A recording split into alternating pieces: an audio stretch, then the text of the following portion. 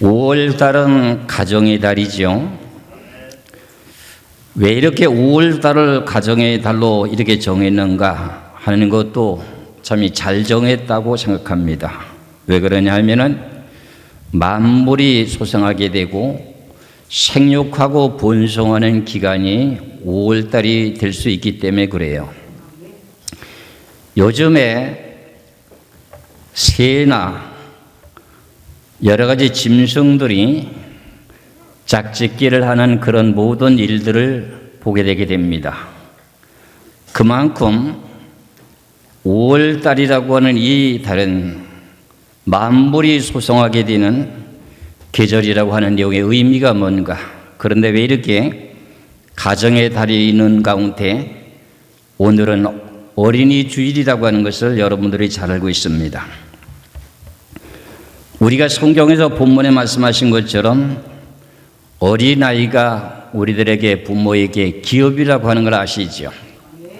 기업이라고 하면은 자식을 잘 양육해 놓게 되게 되면은 자식을 통해서 내가 하나님 은혜 가운데 살 수 있다는 그 내용의 의미가 자식이 기업이 되는 겁니다.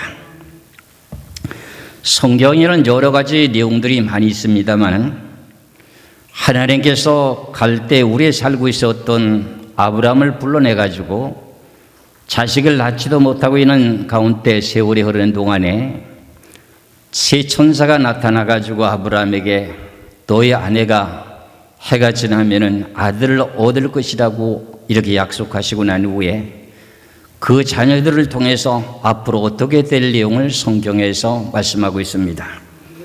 그러면 한 가족을 이루는 내용 가운데 자녀와 권속이라고 하는 가족 정체가 하나님의 뜻을 따라서 올바르게 살아가야 될 길을 하나님께서 미리 제시해 주고 있습니다. 그 내용의 말씀이 창세기 18장을 보시기 바랍니다. 창세기 18장 18절에서 19절의 말씀에 아브라함은 강대한 나라가 되고 천하 만민은 그로 말미암아 복을 받게 될 것이 아니냐. 내가 그러 그 자식과 권속에게 명하여 여호와의 도를 지켜 의와 공도를 행하게 하려고 그를 택하였나니 이는 나 여호와가 아브라함에게 대하여 말한 일을 이루려 함이니라. 아브라함을 하나님께서 불러낸 원인이 뭐냐면은 내가 너에게 복을 주어서 자식과 권속에게 명하여 여호와의 도를 지켜 의와 공도를 행하게 하려고 해. 공도라고 하는 것은 올바른 길로 행하게 하려고 너를 지금 불러냈다. 그런 내용의 뜻입니다. 아직도 지금 아브라함에게는 자식이 없습니다. 자식을 낳을 것이라고 하는 새 천사에 대한 말씀에 의해서 자식을 낳게 되면 가정을 이루게 될 내용을 말씀하고 있는 내용이 이것입니다. 여기서부터 하나님께서는 우리들에게 한 가정을 이루기 위해서는 생육하고 번성하는 내용이 창세기 1장 26절 이하에도 말씀이 기록되어 있고 그 다음에 노아 홍수 심판을 하고 난 후에도 창세기 9장 1절에서 7절까지 보면 노아의 가족들에게 분명히 말씀하시는 내용이 뭐냐면 생육하고 번성하라고 하는 내용의 약속을 하십니다. 창세기 9장 1절에서부터 7절까지 말씀을 보시면 하나님이 노아와 그의 아들들에게 복을 주시며 그들에게 이르시되 생육하고 번성하여 땅에 충만하라. 생육하고 번성하는 그 내용의 자체를 하나님의 복을 주셨다고 하는 내용의 뜻인데 여러분들이 생육하고 번성하는 복을 다 받았습니까? 안 받았습니까? 다 받으셨습니다. 불신자도 받았습니다. 왜 그러냐면은 남녀가 서로 간에 결혼하게 될 때 생육하고 번성할 수 있는 성욕에 대한 내용이 몸속에서 발동되는 기간이 사춘기라고 하지요. 사춘기가 되게 되면 자기 나름대로 자기 눈에 맞는 사람을 선택하게 되죠. 그렇게 되는 그 내용 가운데 내 자신의 그런 정욕이 죽어서 그런 마음을 충동시키는 일이 없다면 생육하고 번성하는 일이 아니죠. 그래 그 모든 내용들이 성경이 말씀하신 내용 속에서 우리가 뜻을 깊이 생각하면 남녀가 서로 간에 사춘기가 되면 서로 간에 만나서 짝짓기를 하려고 하는 내용의 한 가정을 이루려고 두 남녀가 서로 간에 한 몸을 이루고자 원하는 내용의 뜻을 서로 간에 교제하며 나누게 됩니다. 그런 내용의 마음속에서는 하나님 그들에게 복을 주신 내용의 근거가 뭐냐? 너희들에게 남녀 간에 성욕을 주셨다는 거예요. 성령이 없었다면 성욕이라고 하는 내용입니다. 성령이 아니라 마음에 남자를 사랑할 수 있는 정욕이 소생하지 않고 그 다음에 여자도 남자도 그런 일이 없다면 남녀가 서로 간에 사랑을 할 수 있습니까? 없습니까? 그러니까 그것을 보고 말씀하신 내용이 하나님이 노아의 그 아들들에게 복을 주시며 그들에게 이르시되 생육하고 번성하라 땅에 충만하라 그럽니다. 만일에 성욕이 없어가지고 내 자신이 여자를 보고도 본척만척하고 여자는 남자를 보고도 본척만척하면 그게 복입니까? 아닙니까? 복이 아닙니다. 하나님께서는 하늘에서 비와 햇빛을 내려주는 일반적인 복은 다 받게 되어 있습니다. 그런데 그 가운데 우리가 어떻게 해야만이 하나님의 길을 올바르게 가고 하나님께서 주시고자 원하시는 복을 누릴 수 있는 그 내용이 우리는 성경의 말씀을 바르게 발견하고 그 말씀을 믿는 믿음을 가지고 힘을 가져야 됩니다. 그러면서 부탁하는 내용이 뭐냐면 땅의 모든 짐승과 공중의 모든 새와 땅에 기는 모든 것과 바다의 모든 물고기가 너희를 두려워하며 너희를 무서워하리니 이것들은 너희의 손에 붙였습니다. 생육하고 번성하게 되어서 생육하고 번성하는 가운데 천지 만물을 갖다가 다 너희 손에 붙였다. 창세기 1장 26절 이하에는 남자 여자를 만들어 놓고 생육하고 번성하라고 하면서 땅과 모든 것을 다스리라 이렇게 되어 있어요. 다스리는 내용의 고난을 받게 된 내용은 엄청난 큰 복입니다. 그런데 홍수 심판이 끝이 나고 난 후에 노아의 세 가족들에게 하나님께 복을 주신 내용이 모든 공중에 나는 새와 짐승과 모든 걸 너희 손에 붙였다. 붙였다고 하는 말은 우리들에게 그걸 다스릴 수 있는 지혜를 가진 사람은 그것을 정복할 수 있는 내용의 뜻이 됩니다. 그것을 다스리지 못하는 사람은 결과적으로 그들에게 굴복하게 되는 것이고, 이렇게 저는 여러분이 하나님의 자녀로서 내가 복을 받을 수 있는 내용을 우리들의 앞에 놓았는데도 그걸 내가 누리지 못한다면 하나님의 의의 뜻을 모르고 믿음으로 실천하지 않았기 때문에 그렇다는 내용의 뜻입니다. 그러면서 부탁하신 말씀이 3절에 모든 산 동물은 너의 먹을 것이 될지라. 노아 홍수 심판절에는 고기를 먹지 않았습니다. 채식만 했습니다. 노아 홍수 심판하고 난 후에 하나님께서는 모든 식물들 그리고 모든 동물들 공중에 나는 새를 너희 손에 붙였으니까 너희들이 마음껏 잡아먹되 결국은 산 동물의 너의 먹을 것이 될지라. 채소같이 내가 이것을 다 너에게 주었노라. 그러나 고기를 그 생명되는 피째 먹지 말 것이니라. 이 내용이 창세기의 구약이라고 생각하는 내용들이 있지 않습니까? 그런데 우리 신약에서도 우리가 기업을 하든지 아니면 직장을 다니지 생활 속에 살아가든지 무엇을 하든지 간에 우리 자신이 복을 받으려면 필이 있는 식물을 먹으면 안 되는 것이 성경입니다. 그 내용이 신약에도 사도행전 15장 29절에 나오고 있습니다. 사도행전 15장을 보시기 바랍니다. 무슨 사업을 하든지 무슨 직장에서 무슨 일을 하든지 간에 이건 꼭 금해야 됩니다. 사도행전 15장 29절의 말씀을 보시면 우상의 제물과 우상의 신앙인들은 우상 제물을 먹지 않지요. 제물과 피와 목매어 죽인 것과 음행을 멀리할지니라. 얘 스스로 상가하면 잘 되리라. 평안함을 원하노라 하였더라. 그러니까 창세기 9장에 있는 피는 먹지 말라고 했던 내용이 신약에 와서도 분명히 말씀하고 있어요. 이 원인을 세부적으로 풀어보면 피라고 하는 것은 사람이 흙으로 지은 그 몸이기 때문에 내 자신의 흙덩어리를 갖다가 흙을 갖다가 더럽히게 되게 되면 나에게 복을 받을 수가 없습니다.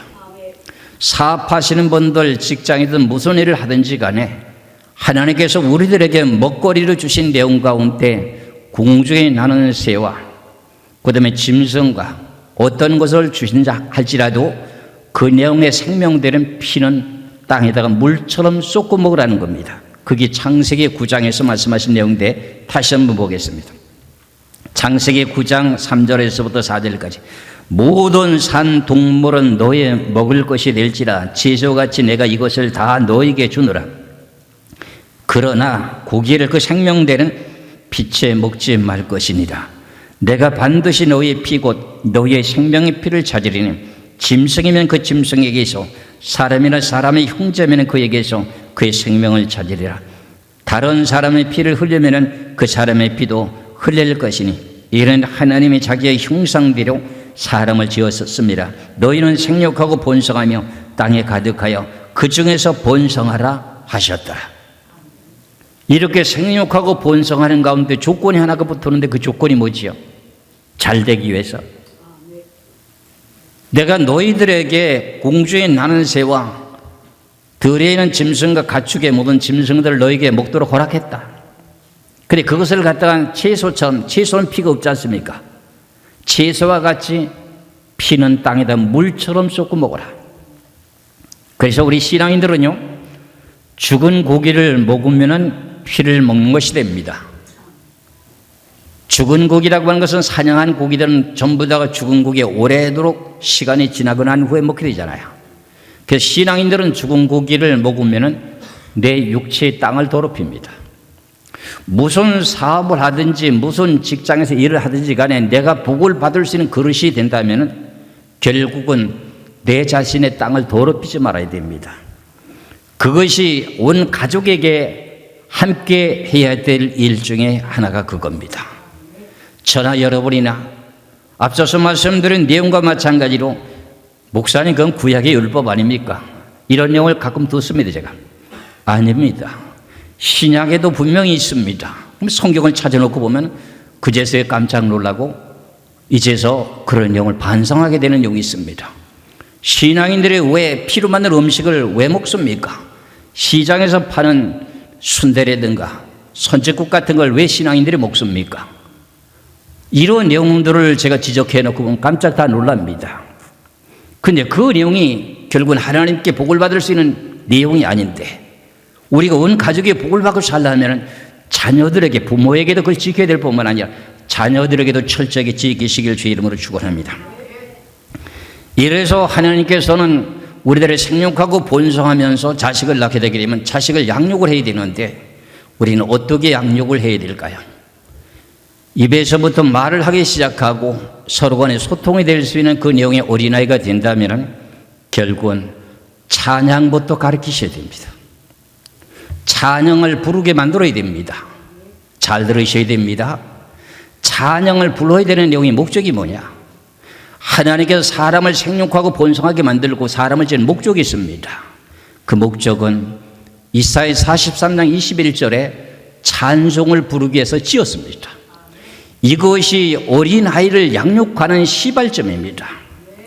물론 아내라고 하는 분이 아이를 뱃속에 잉태했다면 좋은 노래를 들려주고 하는 내용도 참 좋은 일입니다. 그리고 해산이 됐습니다. 그러면 어린아이가 이제 자라기 시작하게 됩니다. 말을 하기 시작하게 됩니다. 그럴 때 뭘 해야 되냐? 찬송부터 가르쳐야 됩니다. 이사야 43장 21절의 말씀을 보시겠습니다. 이사야 43장 21절의 말씀을 보시겠습니다. 이 백성은 내가 나를 위하여 지었나니 나를 찬송하게 하려 합니다.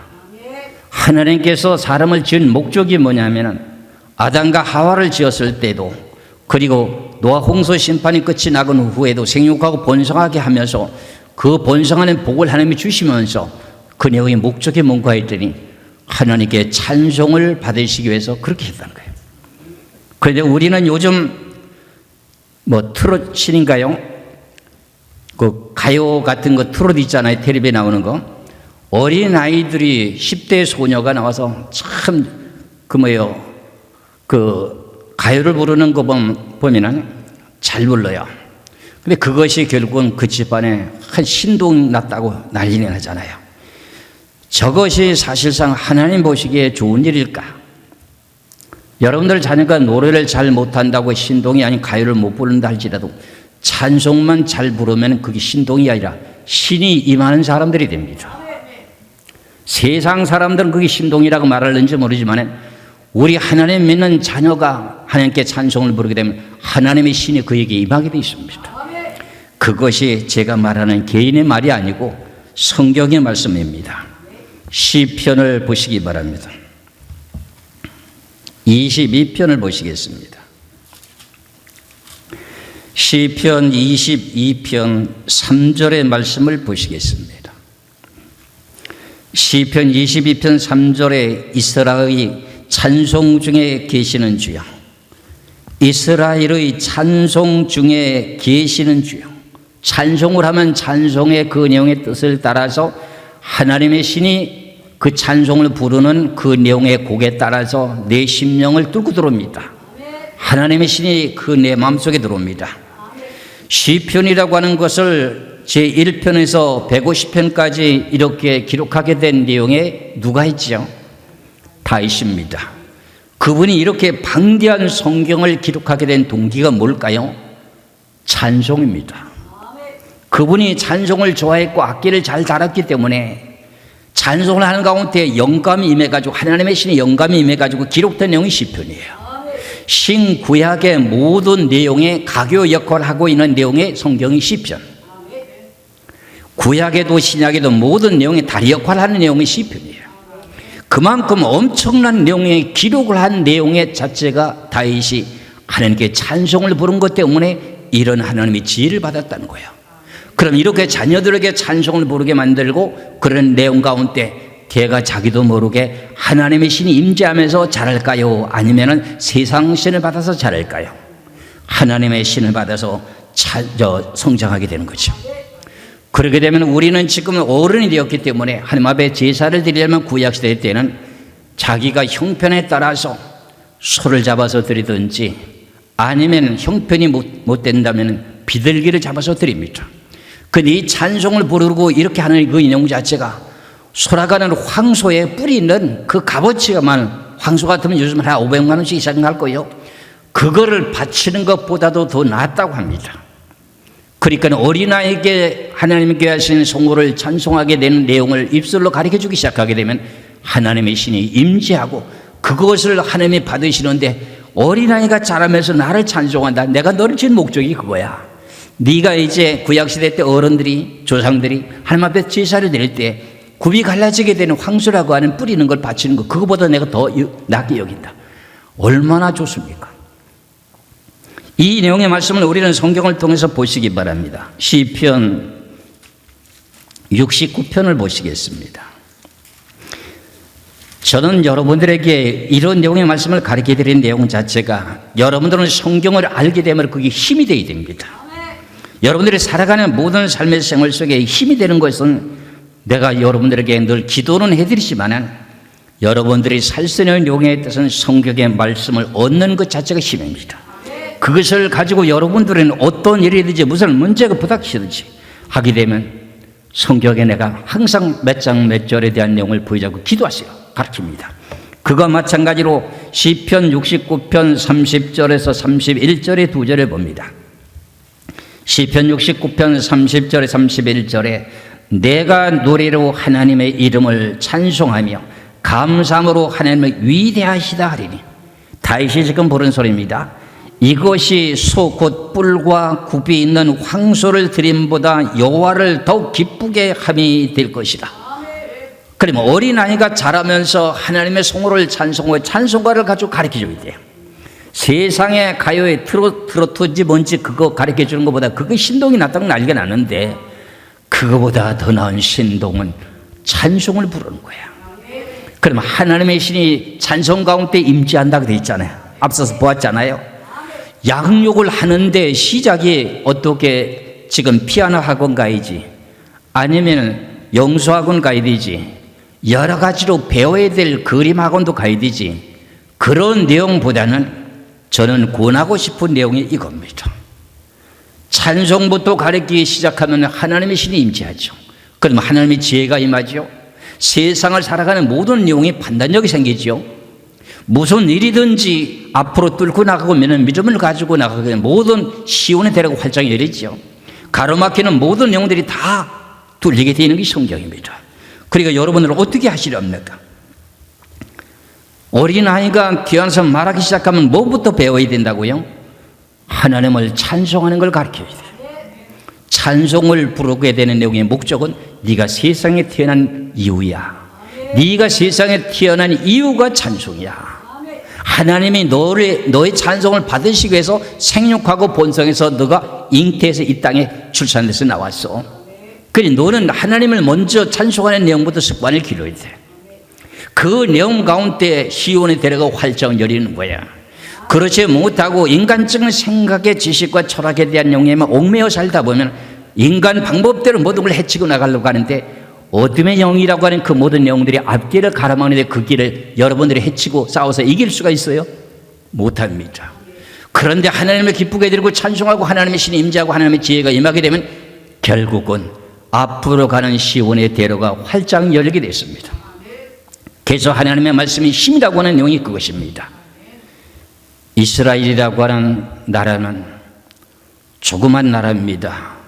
한국으로 말하면 한 강원도 땅덩어리만한 나라인데 하나님께서 12지파들에게 땅을 분배해서 나눠줬는데 특별하게 아셀 지파라고 하는 아셀 지파에게는 하나님께서 모세를 통해서 계시하기를 뭐라고 계시하냐면 너는 이 땅에 사는 동안에 여러 가지 복을 다 받는데 그 가운데 가장 복을 크게 받게 되는 내용이 발목에 기름이 잠긴다.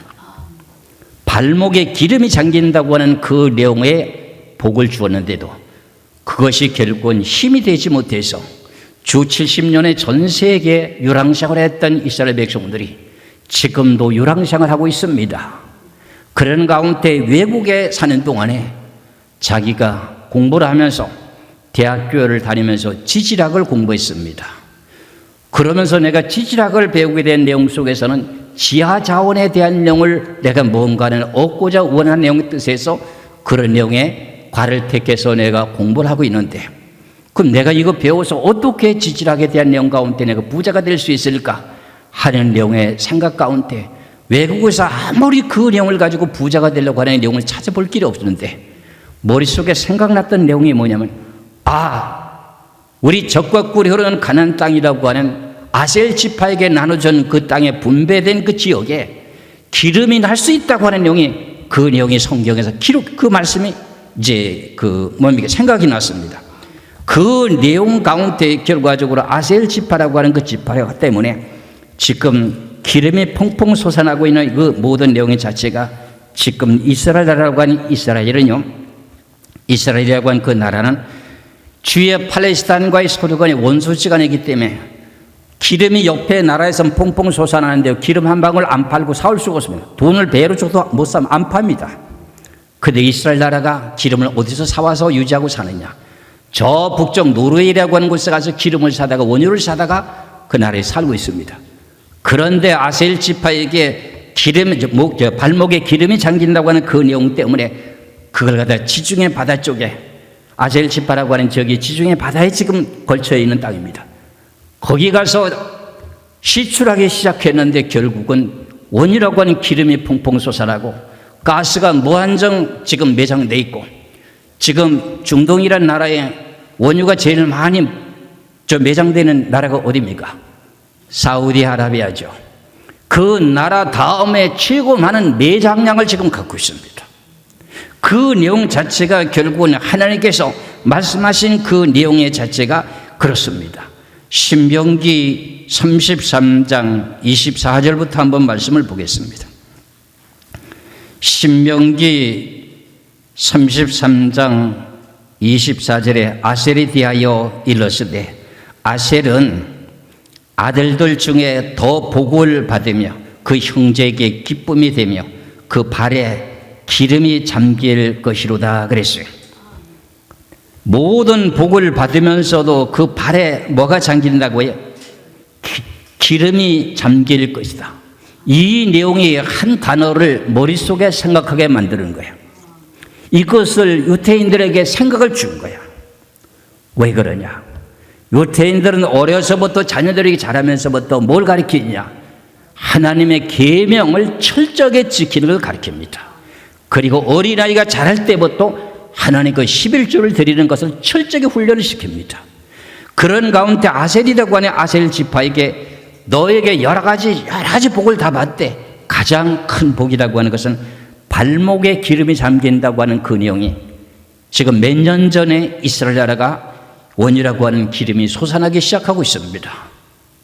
그럼 이런 내용의 말씀이 무엇 때문에 그들에게 복을 받게 될 것인가? 당시에 아셀 지파에게 나눠줄 때 당장 이것이 있지 않고 왜 이렇게 2000년이라고 하는 이제 세월 동안 이렇게 유랑생을 하고 난 후에 이제서야 그걸 발견했을까요? 하나님의 말씀이 아직도 그들에게 힘이 되지 못했기 때문에 저는 여러분이나 오늘 주신 이 귀하신 생명의 말씀 자녀들을 양육하는 어린이 주일이라면 그냥 과자나 좀 사주고 장난감이나 사주고 이렇게 선물이나 하나 사주면서 그 행사를 떼어서 넘길 것이 아니라 평생 동안 하나님의 자녀에게 하나님께서 나에게 생육하고 번성하는 복을 주셔 자녀를 주었다면 그 자녀에게 꼭 가르쳐야 될 내용이 뭐라고요? 찬송부터 가르쳐야 돼요. 찬송을 가르쳐야 됩니다. 그럼 찬송 가운데 무슨 영이 임하신다고요? 하나님의 신이 임재합니다. 그럼 자기도 모르게 하나님의 신이 임한 줄도 모릅니다. 어린아이는. 우리는 성인이기 때문에 성령이 임하는 걸 체험할 수가 있고 느낌을 느낄 수가 있지만서도 자녀들에게는 못 느낍니다. 근데 자녀에게 그걸 계속 가르쳐 주세요. 자기 무슨 뜻도 모르고 부릅니다. 그런데도 너는 내가 지은 목적이 나에게 찬송을 부르기 위해서 지은 사람이야. 그게 제일 우선적이 됩니다. 근데 뭘 하려고요? 태어나면서부터 무슨 장구 치고 악기 가리키고 악기 다루는 거 하고 그리고 세상 노래 가리키는 이 내용보다는 우리 믿는 자녀들에게는 하나님의 성호를 찬송하는 찬송을 가르쳐야 됩니다. 이 찬송가를 가르쳐야 됩니다. 그러려면 뛰어난 다윗과 같은 용맹스럽고 지혜로운 자가 될 줄로 믿으시기를 주 이름으로 축원합니다. 그래서 하나님께서는 분명코 이렇게 하나님의 자녀를 낳았다면 하나님께 주신 선물을 내가 자녀를 낳았다면 결과적으로는 그에게 찬송을 부르도록 하고 그 다음에 자라면서 11조를 꼭 하도록 해야 됩니다. 이것은 네가 어디서 용돈 받은 거예요? 이거 10개 중에 하나는 하나님 거야. 이게 아주 습성화되어 있어야 됩니다. 그렇게 심어놓으면 하나님의 거기에 대한 대가는 분명히 돌아오게 되어 있습니다. 이게 성경입니다. 하나님은 거짓말을 못하시는 분입니다. 그래서 우리는 하나님이 제일 거짓말을 못하시기 때문에 성경 말씀을 부여잡고 매달 하나님이 이렇게 하신다고 했잖아요. 이렇게 한다고 하셨잖아요. 그거 놓고 부여잡고 기도하면 하나님이 제일 꼼짝 못하는 것이 그겁니다. 저는 여러분의 그런 자리에 들어가시길 주의로 축원합니다.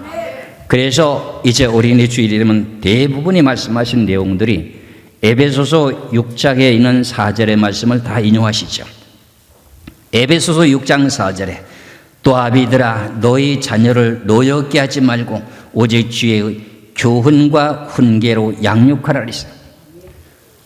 아이들을 노엽게 하지 말라는 게 이게 무슨 내용인지 아시죠? 어렸을 때 자라는 어린아이에게 큰 충격을 주게 되게 되면 평생 동안 그게 어떻게 돼요? 머릿속에서 사라지지 않습니다. 그리고 하나님께서 만들어주신 그 내용의 기능대로 개발이 되지 않습니다. 그러니까 어릴 적에도 어떤 충격을 주는 그 내용의 노염에 대한 일을 해서는 부모가 해서는 안 됩니다. 그렇기 때문에 아비들아 너희 자녀를 노엽게 하지 말라면 노엽게 하는 종류가 여러 가지 아닙니까? 왜 말을 안 들어? 방 안에 가둬놓고 매를 때린다든가 물론 채찍을 가하라고 징계하라고 되어 있습니다. 그러면 어떻게 돼요? 어린아이가 거기에서 쇼크를 받아갖고 기능 자체가 저하돼 버립니다. 그러니까 아비들아 너희 자녀를 노엽게 하지 말고 오직 주의 교훈으로 양육하라는 거예요. 이것이 하나님께서 양육을 하는데 어떻게 양육을 하느냐? 앞서서 말씀드린 내용과 마찬가지로 찬송을 부르게 만들고 하나님을 사랑하는 내용부터 가르쳐야 됩니다. 하나님을 사랑하는 것부터 가르쳐야 돼요. 근데 우리 신앙인들한테 물어보면 하나님을 사랑하는 게 뭐냐면 우리가 일반적으로 세상 사람들이 서로 간에 하트 표시가 이게 하나님을 사랑하는 줄로 착각하고 있어요. 제가 처음에 CBS 그 방송국에 나가서 방송을 하게 되는데 하나님을 사랑하는 제목을 갖고 첫 소리를 하게 되는데 그걸 검토하고 있는 국장님이 내가 하나님을 사랑하는 내용이 이런 뜻이라고 얘기해요. 그게 아니지 않습니까? 줄을 쫙꺼놨어요. 원고에다가. 그래서 그것을 한전 설득시키고 확인하고 난 후에 그 원고가 그대로 방송된 적이 있습니다. 하나님을 사랑하는 게 뭔지 모르고 있더라고요. 하나님의 귀하신 계명인데 나 외에는 다른 신을 섬기지 않고 하나님을 섬기는 그 내용 자체가 하나님을 사랑하는 거예요. 그 내가 하나님을 사랑하면 하나님 우리를 더 사랑할까요? 사랑하지 않을까요? 당연하게 사랑하죠. 그 내용을 말씀은 신약이나 구약에는 다 동일하게 기록되어 있습니다. 신명기의 말씀을 보시기 바랍니다. 신명기 6장을 보시겠습니다. 신명기 6장 4절부터 9절까지 말씀을 보시겠어요. 신명기 6장 4절에서 9절까지 이스라엘아 들으라. 우리 하나님 여호와는 오직 유일한 여호와시라. 유일하다고 하는 것은 오직 한 분밖에 없는 하나님이시다, 그런 말의 뜻입니다. 너는 마음을 다하고 뜻을 다하고 힘을 다하여 너희 하나님 여호와를 뭐하라? 사랑하라. 여호와를 사랑하라. 마음을 다하고 힘을 다해서. 이 내용의 말씀을 사랑이라고 하는 내용의 단어의 뜻을 해석하는 것이 요한일서 5장 3절에 보면은 하나님을 계명하는 것이 사랑이요, 이렇게 성경에 답이 나와 있어요. 요한일서 5장을 보시겠어요? 이렇게 내가 방송국에서 이 내용까지 내가 다 증거한 바가 있습니다. 요한일서 5장 3절의 말씀을 봅니다. 요한일서 5장 3절에 하나님을 사랑하는 것은 이것이니 우리가 그의 계명들을 지키는 것이라. 그의 계명이라고 하면 십계명인 줄 알고 있는데 십계명이 아닙니다. 그의 하나님에 대한 계명이요. 1계명에서 4계명을 보고 말합니다. 하나님을 사랑하는 것은 이것이니 그랬잖아요. 우리가 그의 계명들을 지키는 것이다. 그의 계명들은 무거운 것이 아니로다. 이 어린아이에게 꼭 가르쳐야 될 내용이 이거예요. 신명기 6장을 다시 갑니다. 신명기 6장 4절부터 다시 봅니다. 이스라엘아 들으라. 우리 하나님 여호와는 오직 유일한 여호와시니라. 너는 마음을 다하고 뜻을 다하고 힘을 다하여 네 하나님 여호와를 사랑하라. 이래서 우리가 좀 문제가 잘 안 풀리고 내 자신의 앞길에 진로기를 위해서 예언하는 사람들을 찾아갈 경우가 있습니다. 그 예언을 받아보면 사랑하는 아들아, 사랑하는 딸아, 이렇게 얘기합니다. 왜 그런 말을 할까요? 네가 나를 격려하고 있잖아. 네가 나를 사랑하고 있잖아. 그것 때문에 하나님이 딸아, 사랑하는 딸아. 그러면 거기서 또 퍽 하나님에게 하시는 마음의 감동과 녹아 떨어져요. 그건 일반적으로 다 하나님의 계명을 지키는 사람은 그 소리 다 듣습니다. 미혹당하지 마세요. 하나님의 진리의 말씀을 따라 나는 하나님의 계명을 마음을 다하고 뜻을 다하고 성품을 다하면 내게 하나님을 사랑합니다. 그럼 하나님은 나에게도 사랑합니다. 사랑하는 아무개야. 네가 힘들고 어려워도 여기까지 온 내용을 내가 아노라. 더욱더 하나님을 사랑하라. 이런 예언이 나오게 되면 하나님의 계명을 지키라, 그런 내용이 뜻입니다. 그래서 6절에 오늘 내가 네게 명하는 이 말씀을 너는 마음에 새기고 네 자녀에게 부지런히 가르치며 집에 앉았을 때든지 길을 갈 때든지 누워있을 때든지 일어날 때든지 이 말씀을 강론할 것이 없어. 그럼 하나님을 사랑하는 내용, 하나님의 계명 하나 지키는데 문설주에서 멈추고 들어가든 나가도 가리키는데 이걸 강론해. 강론이라고 하는 것은 성경을 펼쳐놓고 어린아이에게 성경을 펼쳐놓고 눈에 보이도록 해주라는 거예요. 성경을 가르치라는 거예요. 이 강론하라는 거예요. 그러면 너는 또 그것을 네 손목에 매어서 기호를 삼으며 네 미간에 표로 삼고 네 집 문설주와 바깥문에 기록할지니다. 그럼 여러분들 기독교 서점에 가면은 무엇이 있습니까? 선구가 있죠. 선구가 있는 내용 가운데 하나님의 계명을 지켜야 될 내용이라고 하는 것이 있다면 여러분들 그걸 집안에다가 사다 걸어놓으면 문설주에 붙이는 거와 똑같잖아요. 맞지요? 구약에만 이렇게 이스라엘 백성들을 가르친 게 아니라 우리 신약시대에도 할 수 있는 내용이 신약에 와서 기독교 백화점에서 자기가 선구 좋아하는 걸 사다 걸어놓고 그걸 쳐다보고 늘 살면서 마음에 새기잖아요. 이것을 평생 동안 가르치라는 거예요.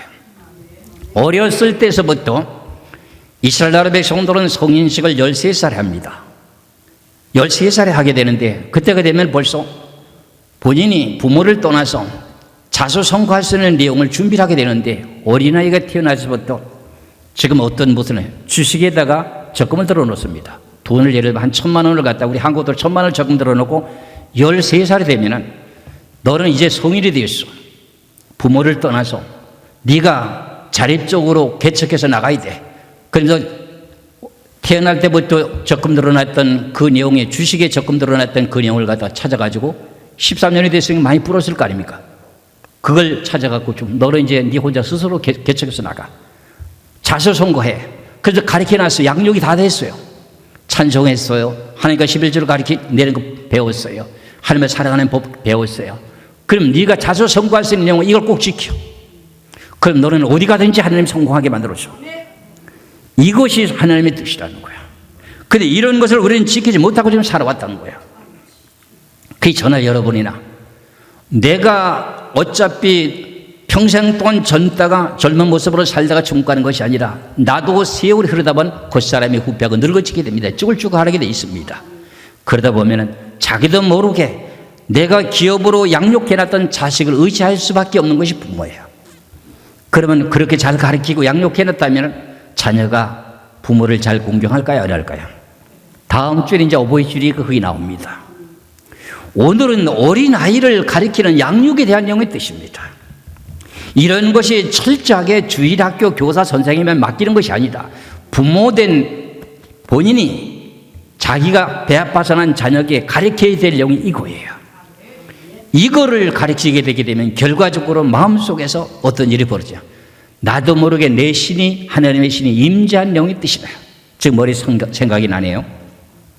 우리 저 앞에 있는 학생이 하나 있습니다. 지금 이제 중학생입니다. 근데 어머님이 엄마가 이제 무슨 일을 했냐면 뱃속에서 잉태했을 때 무엇을 했냐면 제가 이제 계시록 책을 펼치기 위해서 그걸 워드를 치는데 겨우 이제 그 1년 내내 이제 워드를 칠 정도로 치고서는 아이를 낳았어요. 낳고 난 후에 자라기 시작하게 됩니다. 하나님의 말씀을 계속 워드를 치면서 그리고 아빠를 도와서 봉사하고 일을 했어요. 그러다가 애가 지금 출생해서 태어났어요. 자라면서도 특별하게 교육도 잘 안 시켰는데도 학교에서 선한 상을 타가져와요. 그리고 언젠가는 제가 서울에 갔다가 지금 지방으로 대전으로 내려가는 가운데 사람들이 여러 사람이 타고 있다 보니까는 서로 간에 이제 말다툼이 벌어지게 되고 서로 간에 이제 그런 내용이 사람 소리적인 내용이 나오니까는 날 보고 한다는 소리가 할아버지 찬송 좀 크게 들어주세요. 할아버지 찬송 좀 크게 들어줘요. 그때 내가 차를 운전했으니까 찬송가가 듣고 싶다는 거예요. 세상 소리 들려는 그 모든 내용이 자극이 된다는 거죠. 근데 어릴 적에 그렇게 하나님의 음성을 듣는 소리를 듣고서 배에서 10달 동안 있다가 해산하다 보니까 그런 내용이 본인에게 들어있는 거 알게 모르게 들어있던 거야. 내가 누굴 자랑하는 것이 아니라 하나님의 원리는 분명하다는 겁니다. 이것을 저나 여러분이 잘 알고 깨달아서 결국은 하나님의 계명을 철저하게 지키시길 바랍니다. 그렇게 되게 되면은 그런 내용 속에 자녀들이 살아간다면은 내가 아무리 자녀를 갖다가 명찰을 차고 집 주소 기록하고 전화번호 기록해서 거기다 표를 붙여놓고 꼬리표를 붙여놓고 따라다니면서 감독해도요 감독이 안 됩니다. 하나님이 지켜줘야 됩니다. 그렇게 자라는 어린아이는요 하나님이 벌써 천군 천사를 좌우에다가 붙여놔가지고 어린아이는 모르고 자랍니다. 천군 천사가 항상 하나님께 오르락 내리락 하면서 항상 하나님께 보고합니다. 아무개가 하나님 어떻게 하고 있어요? 누가요? 천사가 보고해요. 그럼 그를 보호해야지 니가. 이렇게 하나님 명령을 하게 됩니다. 그러니 여기 성경에 어디 있느냐고요? 마태복음 18장에 있습니다.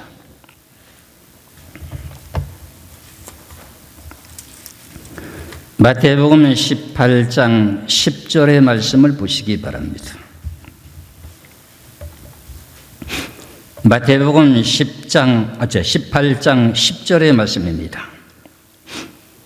마태복음 18장 10절에 삼가 이 작은 자 중에 하나라도 업신여기지 말라. 어린아이 보고 한 소리입니다. 너에게 말하노니 그들의 천사들이, 그럼 어린아이를 살아가는 그 모든 삶의 생활 속에 천사들이 항상 대동한다는 거예요. 그들의 천사들이 하늘에 계신 하늘에서 하늘에 계신 내 아버지의 얼굴을 항상 배움나니. 천사가 계속 오르락내리락 하면서 계속 하나님을 보호하는 거예요. 천사가. 그 누가 보호해 주는 거죠? 하나님께서 천사를 통해서 보호하게 돼 있어. 그 하나님을 사랑하셔야 되겠죠. 이게 에덴 동산을 이루는 가정이에요. 다른 것이 아니고요. 내가 아무리 보초를 세워놓고 지켜도 안 돼요. 그런데 하나님이 지켜주셔야 돼요. 이렇게 양육을 하게 되게 되면은 결국은 천군 천사가 항상 그 어린아이를 지켜주게 되죠. 이런 내용의 말씀을 우리는 알게 되면 힘이 될까요? 힘이 안 될까요? 그래서 우리는 하나님의 계명을 지키게 되면 하나님께서 우리들에게 복을 주시는데 영생의 복도 주시지만 우리들에게 육적인 복도 주십니다. 잠언 19장을 보시겠습니다. 잠언 19장 23절의 말씀을 보겠습니다. 잠언 19장 23절에 여호와를 경외하는 것은 사람으로 생명에 이르게 하는 것이다. 여호와를 경외하는 것은 사람으로 생명에 이르게 하는 것이다. 경외하는 자는 족하게 지내고 여호와를 경외하는 자는 족하게 지낸다고 하는 것이 뭡니까? 모든 것이 풍족하게 지나고 족하게 지내고 재앙을 당하지 아니하느니라. 왜? 천사가 지켜주니까.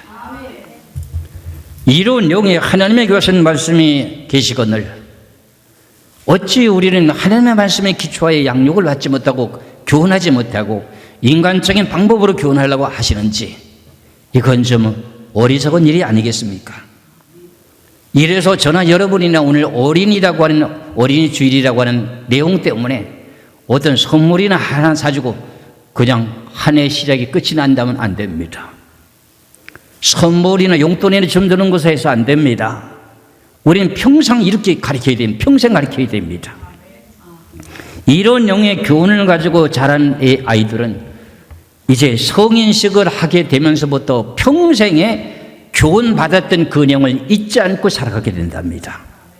우리 성시 교독에서 말씀하신 내용과 마찬가지입니다. 잠언 22편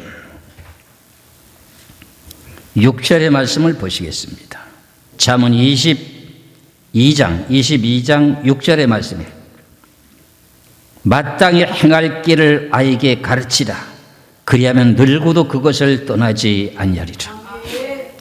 마땅히 꼭 지켜야 될 내용이, 오늘 제가 말씀드린 내용은 크게 두 가지인데 뭘 가르쳤죠? 첫째는 하나님을 찬송하는 걸 가르치고, 두 번째는 하나님의 계명을 지키는 일을 철저히 가르쳤어. 그 다음에 이제 사람을 살아가는 계명은 성인이 되면서 살아가면서 하는 거지, 하나님의 신이 임하게 되면 이웃을 이모같이 사랑하는 그런 내용이 나와요. 하나님의 계명을 지키고 하나님을 찬송하게 되면 하나님의 신이 임해요. 하나님의 신은 사랑의 신이에요. 하나님의 신이 나에게 임재하게 되면 사랑하게 되는 건 자동이에요. 저는 여러분은 이런 내용의 원리를 알고 깨달아서, 내가 미국의 유명한 하버드 대학교에 공부시켜가지고 유명하게 아주 성공시키려고 하는 것보다는, 그래가지고 그가 예수를 믿지 않는다면 지옥 가면 어떡하려고요? 소용이 있어요? 없어요? 없어요. 우리가 이런 귀하신 내용의 교훈의 말씀을 늘 들으면서 하나님의 계신 태열매를 주신 자녀들을 양육을 해야 될 거 아닙니까? 그래야 그 자녀가 크게 되면 또 부모를 공경할 거 아닙니까? 그러면 에덴 동산같이 계속적으로 대대의 복을 받게 되는 그런 내용이 되지 않겠습니까? 그래서 오늘 본문의 말씀이 그런 내용입니다. 이런 거를 지키고 살아가게 될 때, 오늘 본문의 말씀은 시편 128편을 보시기 바랍니다. 시편 128편 1절에서 여호와를 경외하며 그의 길을 걷는 자마다 뭐가 있다? 복이 있다. 네가 네 손이 수고한 대로 먹을 것이라. 네가 복되고 형통하리로다. 그 다음에 네 집의 안방에 있는 네 아내는 결실한 포도나무 같으며 네 식탁에 둘러앉은 자식들은 어린 감람나무 같으리로다. 여호와를 경외하는 자는 이같이 복을 얻으리라. 여호와께서 시온에서 한나라 세치 하늘 하나님 보좌에서 너의 복을 주실지어다. 너는 평생 예루살렘의 번영을 보며 네 자식의 자식을 볼지어다. 이스라엘에게 평강이 있을지어다. 이게 이스라엘 나라면 한 소리가 아니고 우리에게 하는 소리입니다. 이것이 나의 자신 속에 신비에 새겨져야 됩니다.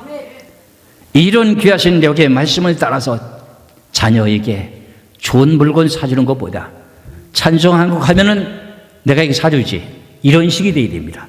찬송을 한번 불러보면은, 이래서 찬송을 잘할 때마다 그에게 어떤 내용의 대가를 지불해주면 찬송을 잘 부르다 은혜가 됩니다. 하나님의 신이 인지합니다. 그럼 찬송을 계속 부를까요? 안 부를까요? 부르죠. 그럼 하나님의 자녀가 되는 거죠. 하나님을 더욱더 기쁘게 섬기죠. 하나님이 너무도 좋아서 춤을 춥니다. 하나님이 제일 약한 게 그거야. 하나님의 마음만 기쁘게 해드리면 좋은 거 다 주십니다. 그런데 오늘 제가 말씀드린 내용은 여러 가지 말씀드리지 않았어요. 하나님을 찬송하라. 계명 꼭 지켜라. 하나님 계명 지켜라. 자라면서 용돈 받았던 어린아이 자녀들 하나님께 11조 꼭 하나님 앞에 바쳐라. 이 세 가지를 명심하셔서 이것이 평생 살아가는 그 모든 길에 시온의 대로가 열리는 복이라고 하는 것을 깨달으시길 주의 이름으로 축원합니다. 그러면 육적인 복만 받는 것이 아니라 한나라 영생 세계 복도 받는다고 하는 것을 앞서서 잠언서에 말씀드렸지 않습니까? 한나라 천국도 가고 땅에 사는 동안에 복을 받을 수 있다는 겁니다. 이런 영의 비밀을 여러분들이 깨닫고 하나님의 뜻을 따라 순종하시기를 주의 이름으로 축원합니다. 기도하겠습니다.